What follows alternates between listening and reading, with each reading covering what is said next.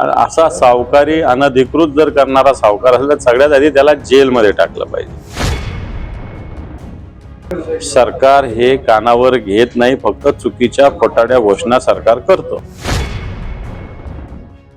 1 लाखाचं कर्ज जवळपास 74 लाखांवर गेल्यामुळे त्याने एक कृत्य शेतकऱ्याला करायला लागले। महाभयानक प्रकार आहे हा। पहिली गोष्ट तर 1 लाखाचे 74 लाख कसे झाले हा प्रश्न, 1 लाखाचे 1.25 लाख झाले, 1.5 लाख झाले, मी समजू शकतो। असा सावकारी अनधिकृत जर करणारा सावकार असेल तर सगळ्यात आधी त्याला जेलमध्ये टाकलं पाहिजे।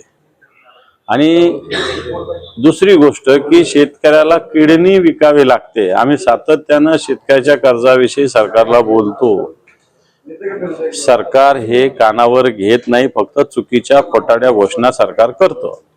परंतु एका शेतकऱ्याला किडनी विकावं लागणं स्वतःचं कर्ज फेडण्यासाठी, याच्यासारखं दुर्दैव नाही। ह्या गोष्टी महाराष्ट्रात होतात, त्याच्यापेक्षा हे मोठं दुर्दैव आहे। अशी काही युती एमआयएम बरोबर होण्याचा काही प्रश्नच निर्माण होत नाही, शिवसेनेचा तरी नाही। बाकी मला माहिती आमच्याकडे आलाच नाही, ते पाठवणार पण नाही आमच्याकडे, त्यांना माहिती आहे सगळं।